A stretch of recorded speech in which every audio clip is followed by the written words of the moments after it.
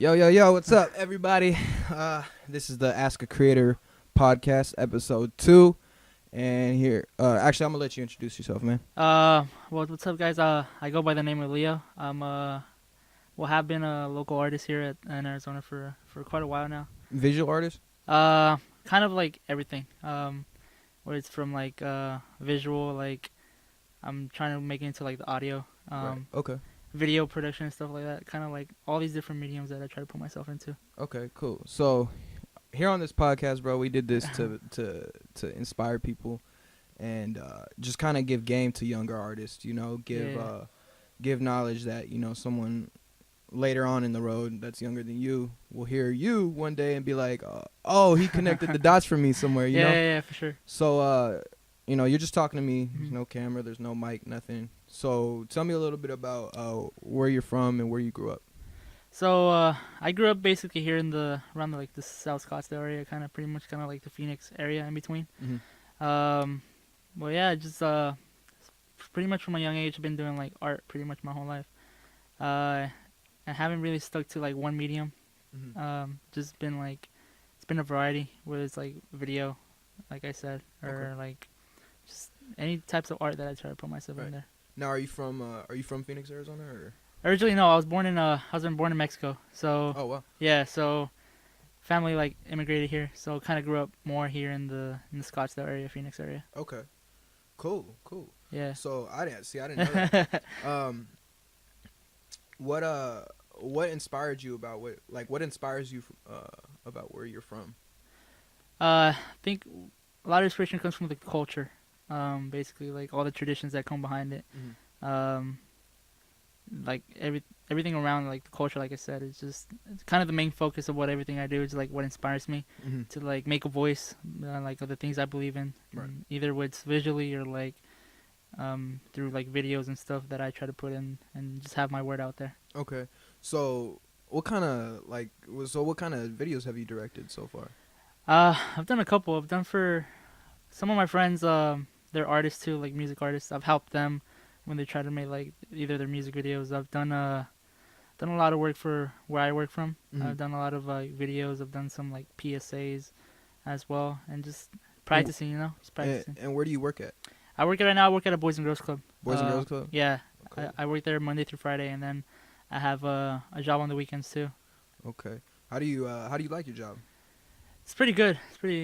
It's not too hard, pretty chill. Hard. Yeah. That's cool. Yeah, my work right now, I'm the kind of the one that is in charge of like all the art stuff with the kids and stuff. Okay. And how do you like working with all the kids? It's cool, man. It like there's times where it gets to you, man. You're like, yeah, you just want to just walk out. Chill. Yeah, but like it's kind of cool because that you're making a difference. You're inspiring these kids and teaching them new things. Definitely. Yeah. That's cool, bro, because, like, I know, like, when I was younger, like, someone would try to tell me something, you're not trying to hear it. Yeah. I'm pretty sure for you, too, you're just like, I'm not trying to hear it. But, like, when you actually go out of your way by doing art, like, that's one of the most powerful ways to inspire people, bro, because, people hear people, telling them to do stuff all day. Yeah. But when you can go out and do some art, painting or videos or music or whatever it is, like, kids listen to that, bro. Like, I know when I was a kid, I wasn't trying to hear what my parents were saying or anything, but I was buying posters of Wiz Khalifa, and I was trying to bump their music all day long, so, and then that, that kind of made me... Have them be your prophets and stuff. Exactly. No, for real. So, man, so what part of Mexico are you from, bro? I'm from Mexico City. Mexico City, Mexico, yeah. That's cool, bro. It's like And what point of your city. life did you live out there till? I lived there up till when I was 3. Yeah. I think my dad came in here first, and then he's the one that brought us over here with me and my mom and my brother to just come over. Now I might be wrong. I might be right. You said since you immigrated, were you part of the DACA program? I am. Yeah. You are. Yeah. That they just repealed? Yeah. Man, It's crazy. it is. What do you think about that? What goes through your mind? It's I think it's dumb, to be honest. I feel like being a DACA member is like it's giving a lot of opportunities and giving like a lot of like openings to like a lot of illegal immigrants, especially the youth, and it's giving me like the chance of like doing all this stuff, whether it's from like buying a new car that I did, or just continuing with my education. I feel like just putting an end to that just kind of like shuts everyone down in like their dreams. Right. Yeah, bro, it sucks, man. It's one of those situations, and it's like, you know, you see those situations, you're like, what's the point? Yeah, kind of like wakes you up. It does, bro, because like, you know, these aren't, you know, the people that he's you know, I'm not gonna say his name up here. He doesn't deserve that much credit. Yeah. But you know, the people that he's trying to kick out, he's talking about rapists and he's talking about murderers and, you know, drug dealers and stuff. It shows you like closed-minded. Yeah, but then the people he's trying to kick out are the kids. You know, the kids that are here trying to come up. And you know, my mom was saying this. She was like, you know, a lot of these kids, like, if they're not established out here, if they you know, they don't have a job out here or something, they don't have anywhere to go in Mexico at the same time. It's not like their family's out here with them, you know, and their family could stay, but it's like... Yeah, and it hasn't been pretty much better in Mexico either. So no, it's kind of like... This land was supposed to be for opportunity, you know? I actually just had a speech about that like an hour ago. Really? I had to present a speech about like illegal immigration to my class. So, well, I don't want to hear the whole speech. I don't know if you want to redo the speech, but you know, what was the gist of it? It was just why like an immigration reform will benefit. Are you good?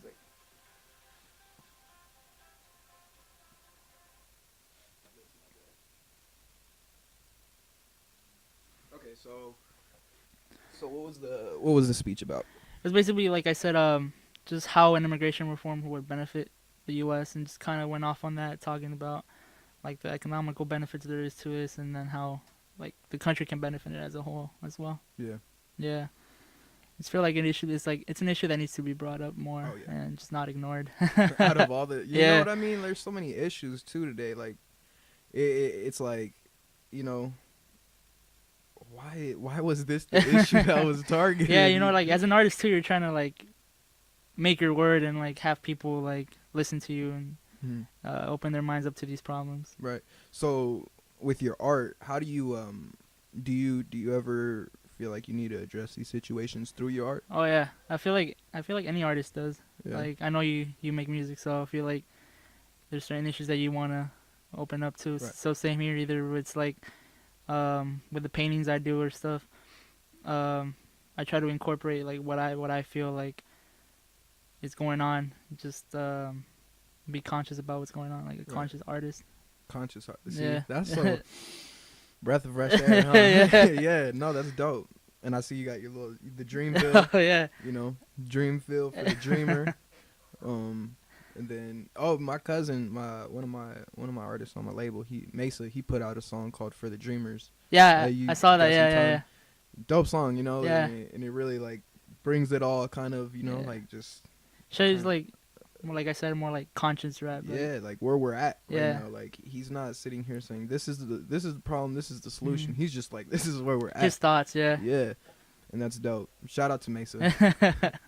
But yeah, man. So, and I know what you mean though by art. You know, the piece that you painted for me. Oh yeah. I know I have two of them, but I have one that you painted for me. Yeah. And like, it was a painting of Kendrick Lamar, and you know, you have the street. He's standing on the street. You see the Compton above him, and then you have people behind him. Yeah. You're gonna be all right, and it's just mobs of them, you know. And like, when I seen that, I was like, damn, this.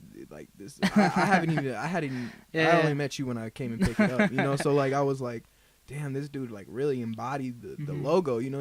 I see you put the logo. Yeah, try to on incorporate what. Yeah. So I was like, damn, that's dope. Like, people would just like, you know, some people just, I see the painting, you know, I like it. paint up something real quick. Yeah. No, like that was like you took your time. You try to get Kendrick. You try to get the sign. You try to get the background. You try to get the people. I was like, damn, that's dope, and I appreciate that. I got you. Yeah. Hell yeah. So, let's see, next topic. Let's talk about some hip hop. All right. What are you listening to right now? What's on your playlist? There's a lot. I feel like mostly what I listen to is like kind of things that stick out to me most. I listen to a lot of J.Cole. Kendrick, Joey Badass. He's a big one right now. Yeah. It was like new album he came out with All American All Badass. American Badass with like 3 Ks. I Mm. feel like that's cool, and like it kind of shows like the album really shows like the corruption side of America. Yeah, I feel like that's pretty cool. And it was like it's like a ode to Ice Cube. Yeah, with yeah, America's yeah. Most Wanted, and it like yeah, that album's that's funny that you said. I listened to it this morning at work, and what I picked up from it, I mean, it wasn't my first time listening to it, but what I picked up from it was like he's really talking about like how black people were like displaced in America, and it's like all the trauma and the damage and everything that they go to, and it's like he's really embracing that American the American spirit, but like giving it this like kind of skater gangster twist to it. It's so dope. It's so dope. I remember listening to the song I think it's called Miss America. You hear Miss that? America, why you don't love me? Yeah, why don't you love me? I feel like the way he put it into it too, it's just like talking to America like if she was like a female that he's talking to, like a girl that he's talking to. Yeah, and he's in love, but she don't love like him betraying back. him. Yeah, I feel like that was dope. See, like things like that. Those are the kind of things that give you goosebumps. Yeah, you know, when you hear a song. That's things that dope. you can relate to and stuff. Oh yeah. So, like, as far as hip hop goes, what would like if I told you to give me 5 albums? Okay. 5 albums in the 2010s, because we do, we could go all day if we're talking about albums generally. Yeah, for sure. But 2010 to 2017, what albums would you get? I feel like the top one would be To Pimp a Butterfly. That was a classic, I feel. I have to put on there one of my favorites was Kanye West, My Dark Beautiful Twisted Fantasy. That was 2010 too, huh? Yeah, that was dope. I'll put the Joey Badass on there just to like conscience rap. For the last 2, I'm not really sure. You gotta throw Cole on there. Cole, 2014, I think. Okay. Or I don't know what year it was. Did you like 2014 more, or did you like his most recent one, the For Your Eyes Only? I feel like I like 2014 more, just because it's had a lot of cuts. And he's like opening more to more issues. I think this last album that he came out with was like a little bit more personal to him. It was based on like a story that he wanted to tell. True. Yeah, but I like the concept of that album. It was really dope. I liked a few. He had a few big songs too. He was and stuff like that.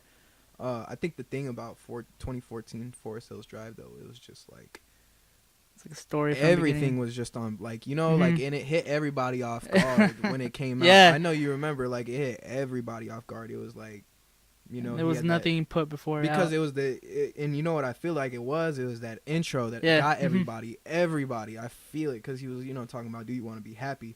And then people were like, this isn't a song. I remember I listened to it with my homegirl Jordan, and she was like, all he said the whole song was, do you want to be happy? Bam, next song, we were just like jamming. I was I think the crazy thing was that he didn't put out any singles before the album too, so it was just kind of like out of nowhere. I think the only thing he put out was Apparently, and that was with the video. Yeah. And that was just like, 2 days or something like that before and it just hit everybody with a left. I was like, man. Yeah, same thing with this past one too, just kind of like out of nowhere. Like, do you think that's the lane that Cole's in now? You think he is just gonna kind of? No, I feel like that was just like something that I feel like he wanted to get out. I feel like probably his next album he's gonna come out like just hot fire. He has to he's gonna address. Damn. Yeah, he's gonna follow up, address a lot of things. That new Kendrick album, that boy wasn't playing on it. I know. Like, I feel you on To Pimp a Butterfly. To Pimp a Butterfly is my favorite. Yeah, it's Kendrick classic album because it was like there was so much to it. I like Damn for a different reason, but it was like there was so much to Pimp a Butterfly. What I feel with Damn, I feel is more like of a commercial album than like him showing his skills as a rapper, like in like To Pimp a Butterfly. Like he's kind of showing y'all like, hey, I could do this too. Yeah, but I'm still better than everybody in this game. Yeah. Like, that's what's dope about it. It's like a hybrid of all of his albums. But To Pimp a Butterfly was like, that's one of the reasons why I took this class, because all this analog, like this is digital, but they also have analog built in, and when I listened to him talk about creating that album, he was talking a lot about like going back on analog and the kind of sounds. It gave it a warm feel. Yeah, It sounded like some oldies, but it was like new hip hop. It was like crazy. a lot of samples on there. Yeah, a lot of samples, a lot of different like jazz. Like it was a lot of samples on that album too. Like there was like We Want the Funk. Yeah, you know what I'm talking a lot about? of funk. Yeah, yeah. He had like Funkadelic. King Kunta. King Kunta, Institutionalized. He had Snoop on that one. That was an awesome album. I feel like one of my favorites was How Much a Dollar Cost. How Much a Dollar? Okay, so dope. Here's my theory, because I bought the album like yeah, same here. And hell yeah, there's a credit on it, and it doesn't say the producer. You know, everyone else is Soundwave and Tay Beats and stuff. And this one was just Love Dragon. And I when I listen to this beat, and I talk to my boy Will about this all the time. When I listen to that beat, I really do think that's a Dre beat, like a Dr. Dre beat. It just sounds like it, you know, the style, yeah, and it's just so like the drums and stuff, spooky. Yeah, the drums are really heavy. And you're like, damn, like this doesn't really like it. It fits into the album, but it's not like it doesn't necessarily fit with everything else, you know. Yeah. So dope song. dope. So. Let's talk a little bit about like visual arts and stuff. Okay. So when you go, do you just paint? Like when you paint? Okay. Do you just like have something in mind and you just start painting, or what would be your process? Yeah, usually that's my kind of my idea. Usually when I want to get something out there, either whether it's on canvas or like a piece of paper or some sketches, I try to like draw my ideas on what I feel is on there, but not kind of like give it away as an artist. Right. I feel like no artist literally wants to give it away. Kind of want to make the people think. Right, like kind of there's still a little something to it. Yeah. I feel that. Yeah, trying to like make them go a little more thought into it. Or trying to like bring something else into it to represent it. Yeah. I feel like that's the problem with, not the problem with you, but the problem with a lot of new music today. Yeah. Because a lot of people will just art, you know, they'll just give you something. Mm-hmm. Give you something, bam, and then you listen to it once and you're like, cool, that was cool. Mm-hmm. Do I want to listen to it again? No. You know what I mean? Sometimes when I go to the art museum, I'll look at a painting one time. Yeah. One time, and I won't look back at it. But then there's paintings where you'll look, and then you'll want to look back at it. And you're like, what was that? Oh, damn. You know what I mean? Like catches your eye, your attention. You know, there's little things that you don't pick up on the first glance. That's always, in my opinion, the best type of art, you know? It's to the point, but there's still layers to it. And that's to pimp a butterfly. Yeah, that's what I was saying, yeah. Like, first listen, you're like, okay. And then, because when I first heard it, I didn't really like it at first, to be honest. And then I started listening more into it. And then just, like, the crazy, like, symbolism there is in there. It's like he's talking about the hotel room. And I feel like that's super cool. He's talking about the yams and all this other stuff. That's pretty cool. And then just like there's so much to like analyze from the album, and then they not pick up from the first listen. Yeah. So I feel like that's why I think it's like classic. Yeah, and that's the thing with art, bro. Is like I don't know if it's like it has to break down into words somehow, you know, because you got to think about it. And when you paint something, you're like, all right, what do I want this to feel like? Yeah. I want it to feel you want to tell cold. a story. You know what I'm saying? I want it to feel cold. I want to give the viewer the feeling of like, you know, coldness. And then you paint something and you're like, damn, that's kind of spooky. You know, it's kind of creepy looking. But hey, you made a cold feeling. You know, I want something happy. I want something aggressive. I want something this. It's the same approach with music, man. Now, do you, because you know I perform, how do you get your stuff out there? Do you ever go to art galleries or anything like that? Not really. I feel like I honestly just heard about a lot of people have been telling me about First Friday. I've never really been there, man. Hey. They're telling me to go get some of my work out there, and I can start selling it and stuff. Hey, which is dope, because Riot for Peace is gonna be out at the next First Friday. Oh, you guys? We're gonna set up a booth. We're gonna go out there. We're probably gonna do like 3 30-minute sets. Okay. We're not gonna be on anybody else's time. We're gonna have our shirts. We're gonna have food, or hopefully food, or at least water's there. You know, because everybody needs to drink water. And yeah, bro, it's gonna be sick. You definitely should go out and set up there. I've been wanting to go. Yeah. just kind of miss it all the time too. You know what? And I was just talking with my cousin about this. He was so mad at me because I had work. You know, I work early in the mornings, and he was like, "Bro, you told me last month we're gonna go and perform at First Friday. Yeah. What the fuck?"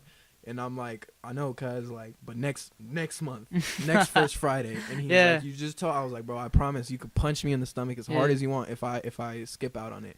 And he was like, "All right, those are your words." But like he's like, "Dude, if you want to get your stuff out there and actually get personal with people," he's like, "There's thousands of people out there. You got to put the work into it." Yeah. Mm-hmm. He's like he told me this morning too. He was like, "Imagine if you walked up to 3 people and started rapping." Yeah. And 2 of those 3 people, or one of those 3 people, said, "Damn, you're hard," you know? Yeah. I feel you. And then they pull out their phone and goes, "What's your Instagram?" Yeah. Bam, you just made a new follower. Mm-hmm. Now imagine that times, you know what I'm saying, 100, 100,000. You know what I'm saying? It's like the masses trying to get it out there. Exactly. People see your art and they fuck with it. You know, we got a lot of Latinos out here, a lot of younger kids. Like, people are gonna fuck with it, bro. Like, people really love art out here. I feel like in Arizona, people really love art. Yeah, it's kind of like it's there. It's just like it doesn't show itself as much unless you're like really looking into it. Why do you think that is? To be honest, I don't know. I feel like the art's there, whether it's like from artists. Like when I went to go see you perform, I had no idea that there was all these other artists that were like trying to make it. And I feel like that was dope. I listened to some new ones, the local artists, and then you guys as well. And I feel like that was dope. And I feel like it needs to be more of that, just to like bring it out there. Like kind of like with this podcast, what you're trying to do. I feel like it's a good way to like get these artists out there and get them known. I feel like that's a lot of the reason why it's like kind of hidden, because there's not much exposure to it, right? As it should be. I feel that too in Arizona hip hop, because like, you know, we're looking for shows. You know? Yeah. We're looking. You go to L.A., there's a show every day. You know. Yeah, you hear all the like majority of the rappers from Chicago and Atlanta. Chicago, Atlanta, Florida, New York, L.A. You know. Like, you want to show that. Like AZ's got it too. AZ does, bro. We have a big hip hop scene. I just think that it's like a thing, like with the powers that be. You know, the people who.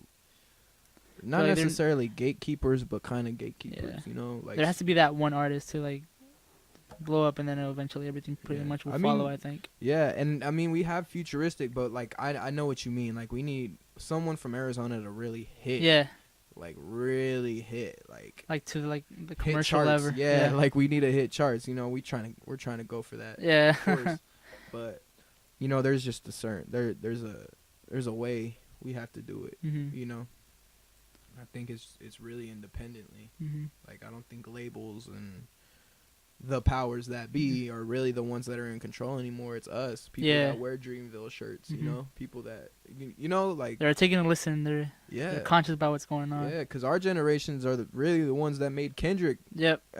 You know, #1 now. You know, we're the ones that made Cole go platinum with no features. You know. Yeah. Like, honestly. Like, it's not our parents. It's not, you know, the kids younger than us. It's literally is us, you know?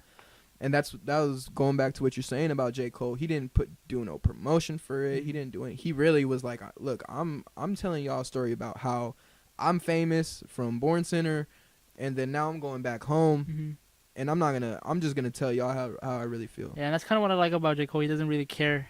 He's just getting it out there. Yeah. And that was my only issue with his the album before 2014 Forest Hills Drive, Born Center, was that it just sounded like he was going for too much. You know, he had the TLC record. I'm not saying they're bad. It's still all good music, but it was like, you know, you had the TLC record, you had the Miguel record, you had the, you know what I mean, the girl record, you had the Money record, you had this record, and I was like, man, okay. Felt like pressured, and then But 2014 is like he took his time. And then, because people realize that when someone really focuses on the art and the quality of the art, and not all the accolades, like you get all the accolades from that. You know, like it's really about the art, you know, and how you put yourself out there.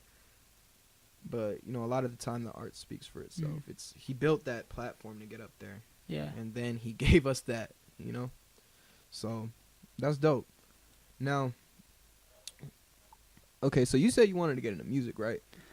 I've been trying to, I think, for like trying to reach to another medium of like art. Like All right, I've always been a fan of music, Right. and I've seen like all these like crazy like things being made. I see a lot of my friends just try it out of nowhere, and like I feel like that's something I wanna like start doing. dive feel like into. yeah, maybe not rapping right away or like doing something out there, but I feel like I have things to say that I feel like would be a good way to put it into music and stuff. Right. That's the good thing about music. There's so many different genres. There's Yeah. so many different ways to say something. You know, I would not know how to approach, like a like a reggaeton thing Yeah. or like a banda or Yeah. even like we had an artist here, Jazz. Yeah. Last week. I think, Yeah. London Hack, and like I sat in on a little session they did, and like I wouldn't even know how to come in on Jazz. Like I wouldn't even know where to think about. Like, all right, I need to come up with some words to this sound. It's crazy. Beats me, Just like all the different styles. But to her, it's like effortless, Mhm. because she listens to it. Yeah, I feel like that's the same thing with like artists. They all have their different styles. They know what fits them better. Right. I feel like that's a big thing.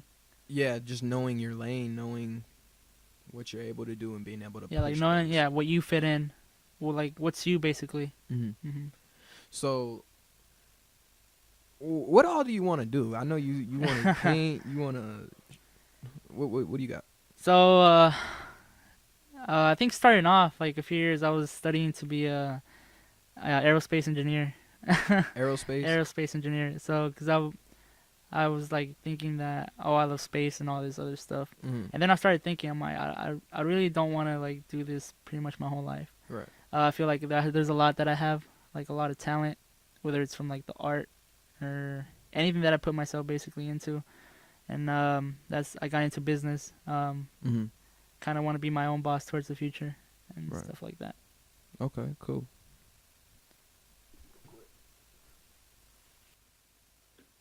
So entrepreneur. Yeah.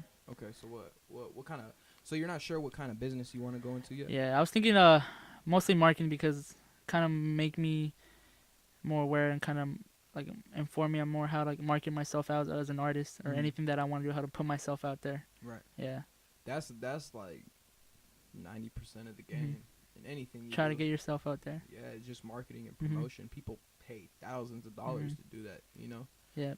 Cause like even with me sometimes, bro, I'm like, damn, I hate marketing and promoting myself.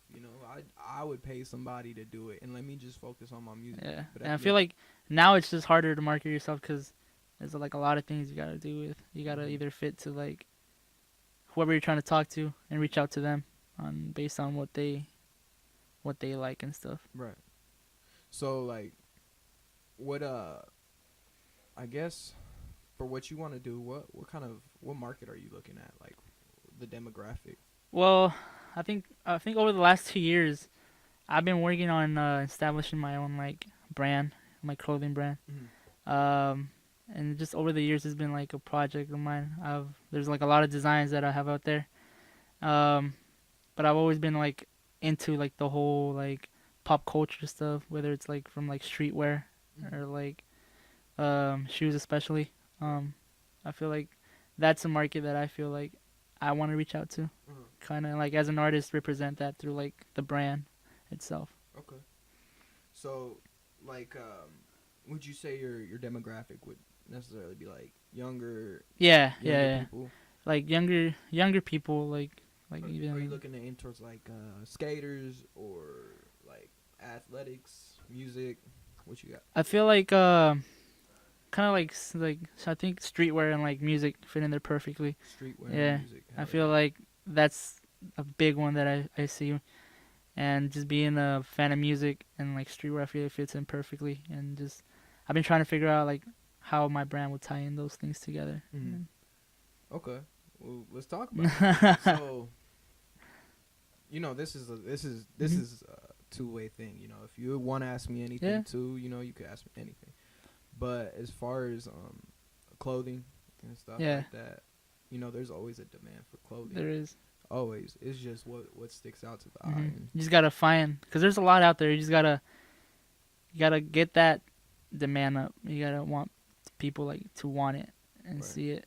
That's the thing, bro. It's all fashion. Like a lot of people could Yeah. grab a shirt and screen print something on it. Yeah. But like the things that are sticking are fashion. You know, The trends and stuff. Yeah, bro. Like The trends. like for real. Like, cause you look at people, it's really like, even when you look at like, let's say 2012, what was popping? Vans, skinny jeans,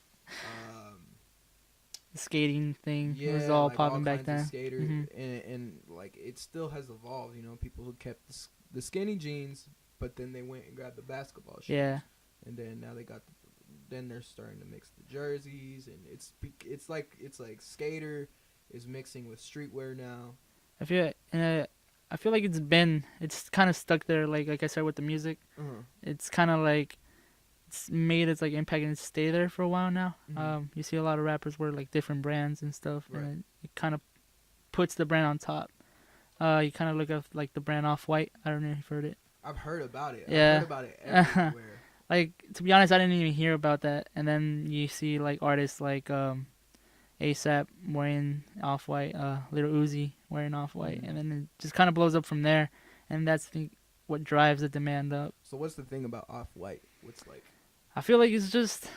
Is there like a certain like pattern on it? Or no, it's really simple. Like, the way that they did it is just like, they just created this crazy demand for it, and it's nothing like too crazy. I don't know like what the demand is. I feel like what it is that they don't produce as much of it, so it's kind of like a Supreme. Kind of with Supreme, yeah. It's like the same thing. Supreme, Bape, and all these other brands that you see out there. It's kind of like the same thing. That what they're doing. Now, like, that's the thing though. That's the thing too, cause I have an interesting thing about hip hop and fashion and stuff. Yeah. I feel like a lot of the newer trends, the newer trends, is coming from like Atlanta and stuff. More, how do I say it, like androgynous, kind of like Prince-ish. Yeah. You know, like not masculine dressing, whatever that you want to call that is, but you know, people are wearing like, you know, the shirts that kind of look like a blouse. You know, yeah. If we're talking about Migos, and, you know, but you know. Yeah, what I mean, I know what you're like talking about. It's like certain threads, certain feels. It's like but you know, at the same time, that's been around for a minute. Yeah, and Pac, you know, Tupac was on Versace, and Biggie yeah, was on Versace. You know, the painting you painted me, he has Versace underwear on. Yeah, you know what I mean, like. That's what I was saying. I feel like it's been there with like music and like streetwear, and it's just it's been there. They see someone wearing it, and then. So where do you see the trends? Where do you see the trends moving next? Since we've seen the streetwear phase to the designer phase to, what do you think's next for the culture? I don't know. I feel like that's something that the culture decides itself. Like, it's kind of what. I feel like it takes one person to start something, and then it picks up from there, and it starts building onto it more and more. And like, I feel like nowadays you can't really tell what's gonna be like up next. That's true. Yeah. That's true, cause Cardi B is the biggest thing out right now. She's number one on the charts. It's only like, how many songs does she have? Like, I know Bodak Yellow. I think that's the only one other one. Yeah. You know, but I think she's been putting out music for a minute. I think that was just the one that hit. The one that hit. The one that like. Yeah, that's what we're saying. It just takes like one thing to like blow up, and then it just takes off from there. And not to knock her skills or anything. She's great. But yeah. Like, she's not doing the most lyrical thing. She's not doing the most complex thing. I think really what it is she's just talking shit. And people like it. You know, she's talking about how she got a bag. And I feel like it's a lot of like the viral aspect. Like, it goes viral, and then like it just picks up from there. And I feel like this culture, that's a big thing now, especially with social media. You see something go viral, and then it just picks up from there. Everyone starts picking it up, and then that's why we're the ones that make it big. It's just true. It's like the internet age. The internet age. The like the viral age, like Instagram and stuff. That's true. No, that's really true, because you know, like I don't know if you've heard about it. It's kind of dark. Yeah. But there's this kid, TK47. I heard about him. Yeah. Heard of my brother was telling me about like everything that happened with that. Yeah, I feel like that's crazy. He got murder charges and stuff. But the sad part is the reason that he's famous. He has 2 murder charges. But the reason that his song is popping is because the song's called "On the Run," and he filmed the song while he on was the on run. the run. Yeah. What? And you know, we were the, unfortunately, you know, the generation, whoever championed him, Yeah. they made him famous. Mhm. And I'm not saying that, man, that's rough. Does and he doesn't deserve it. I don't know what. Yeah. I don't know what the man did. I don't know anything, but from what I believe, he's 17. 17. Yeah. 17 years old. Being charged as an adult and stuff. Being charged as an adult, you know, so that's feel another like, thing about the culture and making things go viral. Yeah, I feel like I don't support what he did, to be honest. Like, but it's kind of sad seeing that as an artist, you see another artist just go like on their way up, and then this happens, and then you see a lot of rappers back then like with a lot of skill, and then they just make the bad decisions, and it just crashes down from there. And I honestly think that's just lack of foundation. You know, me coming into rap, well, when I first came in, you know, we had no foundation. Yeah. Just like everyone else, but that's the sad part about like these younger artists, especially people who aren't conscious and they're marketed towards different people. Yeah. Is that they take these people and they exploit them. Yeah. You know, they give them all this money for being ignorant, and then they let the people go, oh, you're ignorant, or you're not doing what you need to be doing with that money, or, you know, they hit them with charges, and they hit them with this, and they hit them with that, you know, and it sucks, because, like, all these people that are coming up, and, like, they're literally they're being pimped out by the same thing Kendrick was talking about, bro, on To Pimp a Butterfly. He's talking about, you know, you're a young artist. What does he say? When I get signed, homie, I'm act a fool. You know, like you come in as an artist and you're trying to do your thing, and they give you all the tools to fail. You know, they give you everything to fail, and then they like the odds are against you and stuff. And they give you all the tools to fail, and they tell you, all right, don't fuck it up. Yeah, you know? It's like kind of feel like it's like self thing too. You gotta like stay true to you and like stay humble. You know, love yourself. You know your own value. Yeah, know you're worth more than $1 million. Yeah. You know that you're worth more than a $5 million check. Have pride in yourself, basically. Yeah. Yeah. Be prideful about who you are. You know? Where you come from. Exactly. And not even a $5 million check. You know, if they ask you to, you know, say, you know, give the president a hug for $5 million. You know, I'm not doing that, bro. Like I have principles to myself. Yeah, and we've seen that. Like I don't know if you've heard about like artists who like refuse to perform like at Trump's inauguration. I feel like that really shows like what they believe in, what they stand in, and like a lot of the NFL, what's going on too. Yeah, I feel I feel like that's crazy too. And it's crazy because, you know, I'm not the biggest Colin Kaepernick fan or whatever. Yeah. And like, you know, when it was happening, we're like, oh, what is he doing? Yeah. You know, when I think it was last season or the season before or whatever, but we're like, what is he doing? Yeah, like kind of made me think like just stand up. Yeah, like you're a good quarterback. But then it was like then you started seeing what it was doing to people, like the people that he meant it for, and you're like, he's all right. It's a big deal, or it's not a big. I get why you're irritated, but it's not a big like the biggest because. All right, so when I was younger, I went to Orangedale. Okay. I don't think it's there anymore. It was my middle school, 7th, 8th grade. In Phoenix, right? Yeah. Yeah. I went there, and I remember when we were younger, bro, like, they would have the pledge come on every morning. Yeah. And a lot of the kids wouldn't stand up. Okay. You know, and it was kind of weird. And, you know, but, like, a lot of kids didn't do it because a lot of the kids at that school were from Africa, or were from Mexico, or were from, you know, the projects, or this and that. So they didn't stand up for whatever reason. But, like, me seeing that, like, teachers couldn't force you to stand up. Like, teachers, like, legally they couldn't. Yeah. Like, if you didn't want to stand up, and there were so many of us at one point, the teachers were just like, they're not gonna stand up. And I feel like all of it ties back to like art and just like standing up basically for what you believe in, putting your thoughts out there, and no, for real. And that's like, and that's another thing too, cause like with Colin Kaepernick, you know, he made that stand, and everybody literally crucified him. Oh, he's this, he's that. He He's getting paid so much. Why is he doing this? Blah blah.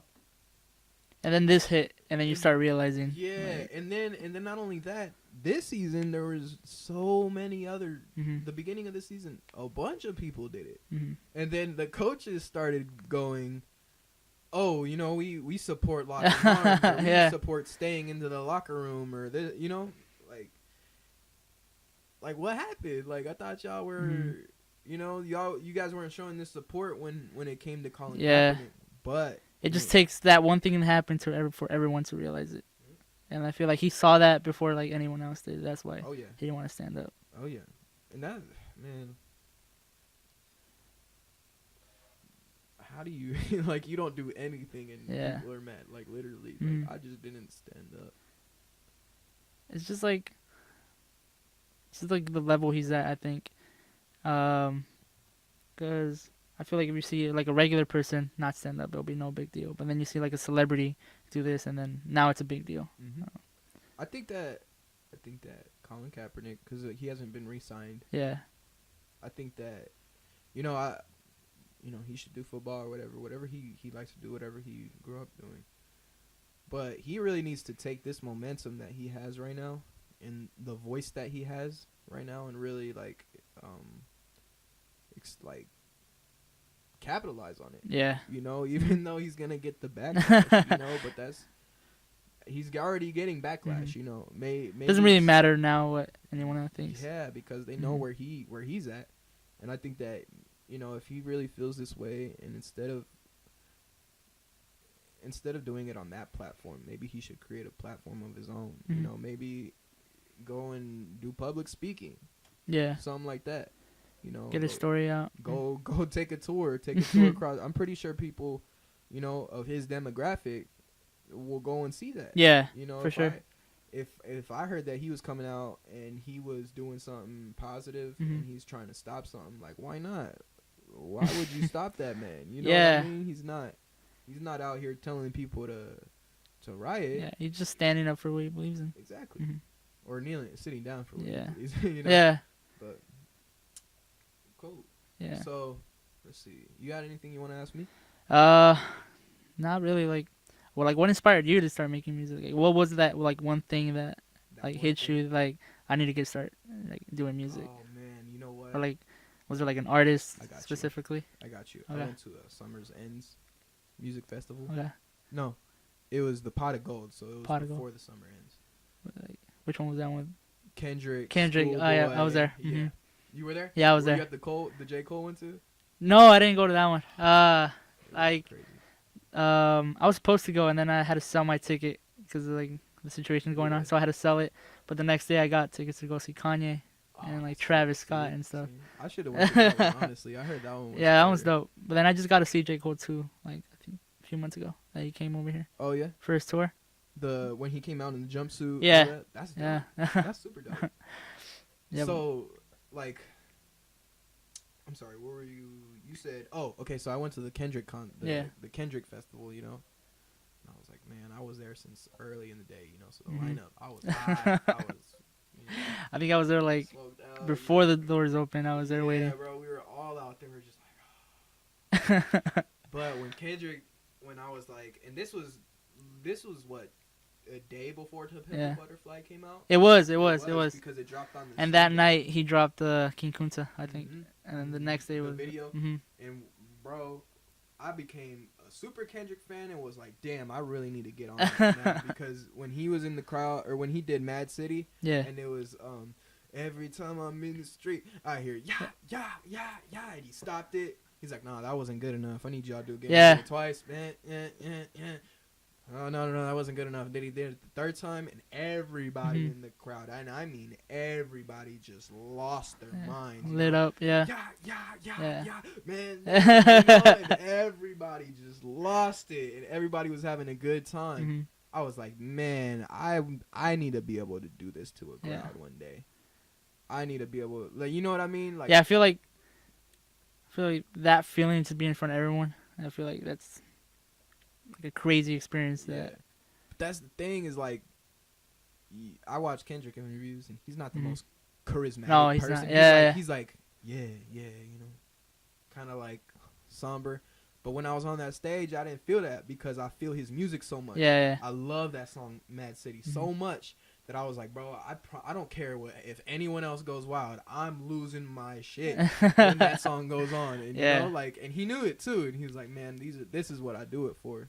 You know? And then he pulled off a freestyle that night too, I think. Yep. Yep. He did do a freestyle. He did ADHD at the. He left and then came back on. Man, that boy Kendrick. We're gonna get Kendrick on the podcast in a few. Shout out Kendrick. In a few weeks. But yeah, bro. So that was really what made me want to start. You know, just going to a concert and like, all right, how does this conscious dude get the crowd going? And he did it. You know. And I was addicted. I was and then, man. Is that when you started writing? I was writing a little bit before that, but where I was like, man, I need to do this. Like, I need to become, like, this is what I need to do with my time and my money. And, like, my mind, you know? This is what I need to be writing towards now. I don't need to be just writing to be writing because you're in the hood and you're a rapper. You know what I'm saying? Yeah. Like, no, write to get what your feeling thoughts, off your get your thoughts out, definitely. So like when I really first started writing, I went to a performing arts high school. Okay. So I took piano, then I took contemporary where I learned how to play bass and drums and stuff, and That's then cool. there was a singer showcase, you know, for all the students, or for the music students. You had to sign up. And my homie's sister was in 6th grade, and this school went from like I think 6th to 12th grade. So his sister was in 6th or 7th grade, and she put his name on the list, and he's like, I don't sing. Like, what? I don't sing. But he was a poet. He wrote like poetry and stuff. And she knew that. No, I knew that. Okay. I think she was just playing a joke on me. And I was like, oh, she signed you up. I was like, well, I'm writing this song called Making Progress. And he was like, okay. And I was like, why don't you rap? I was like, you write poetry anyway. It's like, all you got to do is write a little slash right here and it's a bar. You know? you already, get a beat in there. You already rhymed it. All you got to do is just say it with a little bit of flow. Swag. And then we came together and we made the song, and they threw us on a stage, and they were like, wow, this is original music. We're the only ones at the school that did an original song. That's cool. So that was your first time? That was our first taste of it, and we were addicted since then. We've been scratching our heads like, how do we get another show now? Yeah. You know? But it's just a hustle and flow and listening to music, you know? Still getting re-inspired, you know? Because there's definitely times where you're just like, I don't know, man. Like, yeah. You know, so, like, who's your biggest inspiration? My biggest inspiration is it K-Dot or like? As far as like artist-wise, artist-wise, probably Kendrick, or no, you know what? Give me Andre 3000. Andre 3000. Andre 3000 was the man, bro. Andre, because like you even hear it in a lot of Kendrick's music. Yeah, like, the influences. The influences is wild. Like Lust, that's vibrant on his The Love Below. If y'all. I don't know if you've ever heard it. But Lust is literally a sample. It's that backwards beat. Yeah. Kendrick took that vibrate beat and slowed it down. And it's just something new, yep. I need some water. You know, so like the influence that the way that Andre just does his things. I don't even know, like the words he uses, but not only the words, it's more so how he says them. But then you're like, how he said them. And the words that he's using, your mind kind of pops for a quick second. Yeah, I think he had didn't he have a verse on Travis Scott, one of his songs? Where I heard he killed it too. Yeah, he had a verse on Tribe called Quest. Album. Yeah, I saw that. He's on Cudi's album, Kid Cudi. That album's really good. And then supposedly, I felt like he's supposed to drop an album soon. Supposedly. But he's supposedly retired. I'm just going to let him be retired. But yeah, that's one of my biggest influences. Yeah. Of all time. Now, let's see. Let's go back to making a video. I'm going to ask you because, you know, we just tried to shoot a video. Yeah, you're telling me about that. So, when we're shooting, like, what makes like how do you make your things feel cinematic? How do you make your videos feel cinematic? Like instead of just feeling like a video, Yeah. you got a movie type thing. It's kind of like going out with the influences, just like seeing everything that's like was made before, all these like big films, like all these other videos that I see, and I kind of get inspired by that and like want to recreate them, but at the same time put my style into it. Right. Yeah, kind of. No one really taught me like about film and stuff, how to edit, how to shoot. I kind of just like taught myself as I went on. Okay. I taught myself how to like edit, how to add special effects and all this other stuff. Kind of like self-taught, pretty much. Cool. Damn. Yeah, that's where I'm at. I'm at the beginning stage still, though. You know, trying to figure it out. But like, so when you get your shots, right? Yeah. Is there something that like, cause, for me, like I know that like, there's like little things that you can get to make something feel really cinematic. You know, like. I feel like there's a lot of like elements to it. Like, it's kind of what you want to show, basically, and the way that you want to show it.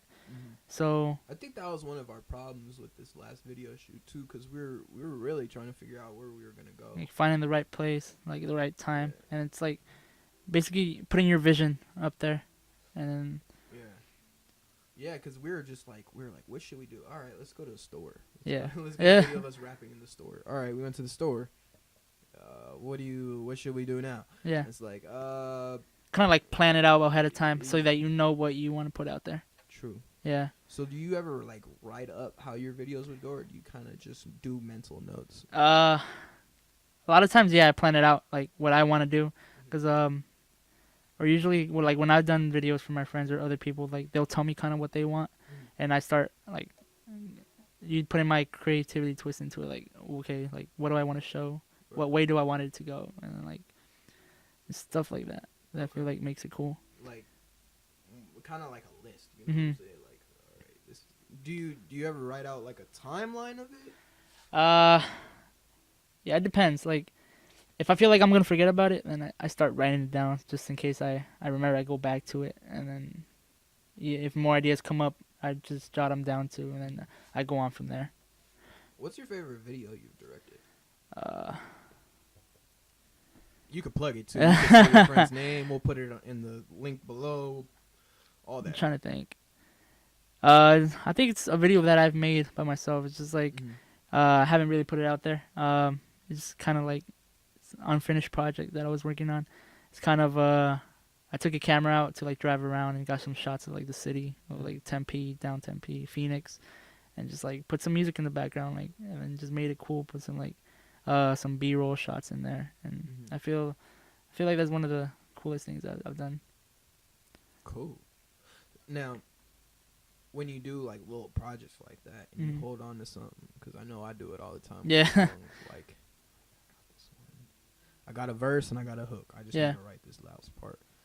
Like, do you ever get like kind of like with your videos? Do they ever kind of get like, you know, put to the side, and then you're like, I don't like this video no more type thing? I feel like that's with me, like everything pretty much. If I might be working on something, and then kind of lose it, and then I just put it off to the side. And I've done that with a lot of things. That I have a couple of videos that I go and shoot either with my brother. He go helps me out, and then I just put them aside, and I don't really put them out there. And then I feel like that's a big problem for me too. And you start. Hey, but that's good you saying it, and you're gonna listen back to this podcast. Yeah. And be like, okay, yeah, now I know what I'm doing. You know what I'm saying? That's that's how I am with my music. Yeah. You know? Like, I got told by by my cousin's girlfriend. She was like, I don't like your new verse. I don't like your new verse in this song.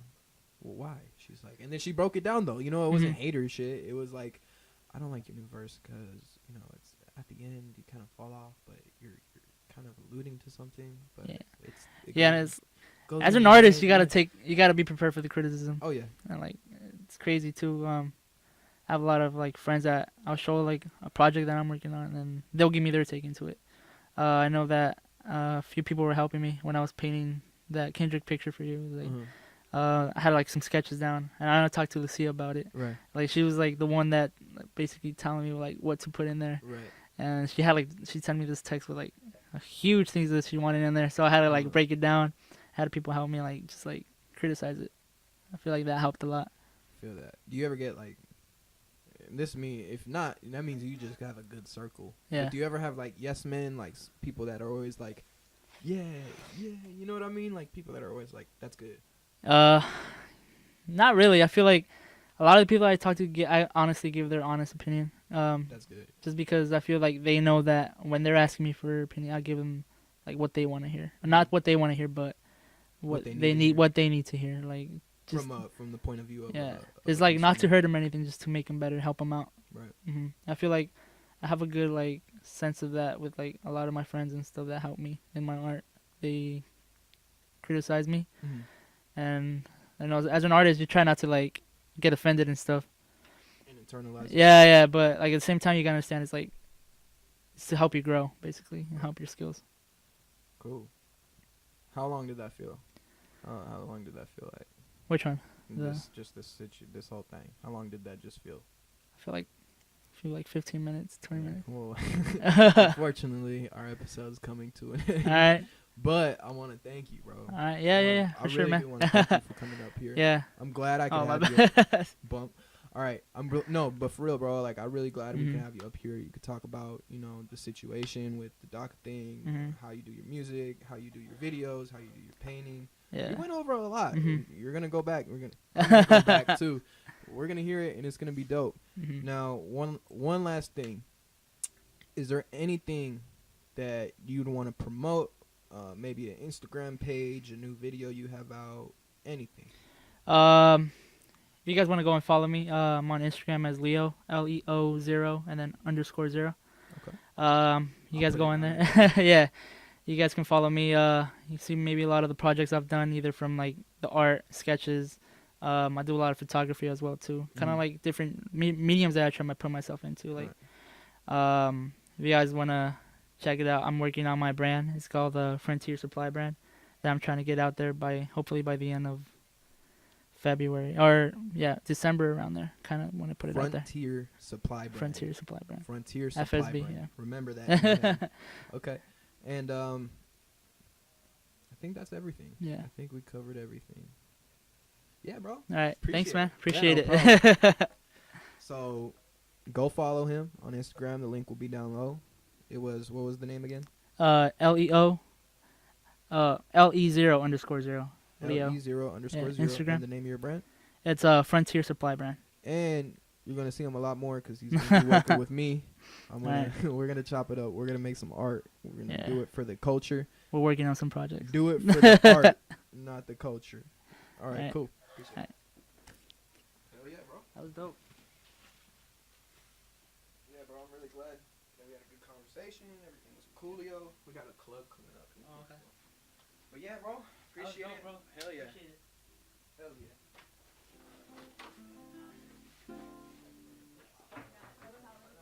I got you, bro. You too. I'll hit you up. All right, man. What's up, dude? What's up, man? How are you? I like how you used the roller thingy. Huh? That's cool. I was just trying to figure it out. How'd it go?